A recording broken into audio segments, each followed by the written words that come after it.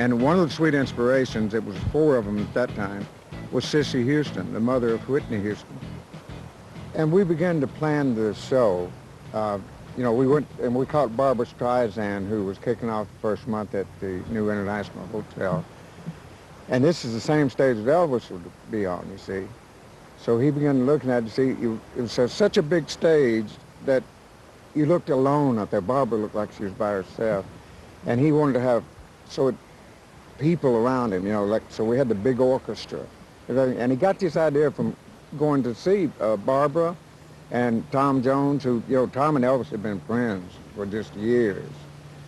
And he, seeing these stages and what Tom would wear and everything, he decided what he wanted to wear and kind of how the lighting should be. And from watching all these shows, see, he could get an idea of what was happening in Las Vegas today, see. He was there the first night we did Thus Spake Zarathustra, the, what everybody calls 2001 Space Odyssey. Elvis, that was Elvis's idea, by the way. He went for a drive one day, which a lot of people didn't know he could go out anywhere by himself, but he went out in his Stutz Black Hawk, and he came back and he came up to me and said, "Charlie," he said, "do you remember that theme on the 2001 Space Odyssey?"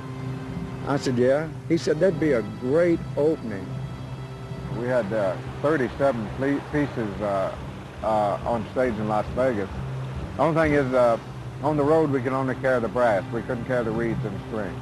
The only time we ever used the reeds and the strings on location like that was when we recorded at Madison Square Garden. And then it was conducive there to use the strings and the reeds and the brass. But the whole thing was magic. Elvis would want me to play games with him. He didn't want to look like he was picking on me. Like he'd come over sometime and he would like take a drink of water and then throw water on me, and then he'd say just over his shoulder, "Throw some on me." So it looked like that we were playing with each other and it wasn't just him picking on me, which I would do. And sometimes I'd take a kick at him just as he walked off and just barely miss him, you know, something like that. Those things that weren't planned, you know, like it's like Elvis coming over at the end of the show, and we'd been on stage like 45 minutes or 55 minutes. He'd say, "What's the next song?" And I'd tell him what's next. He said, "I don't feel like doing that." "What's next?"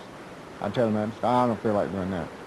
I said, "Well, look, we're already done 55 minutes. Do funny how time slips away and let's go home." He'd say, "Okay."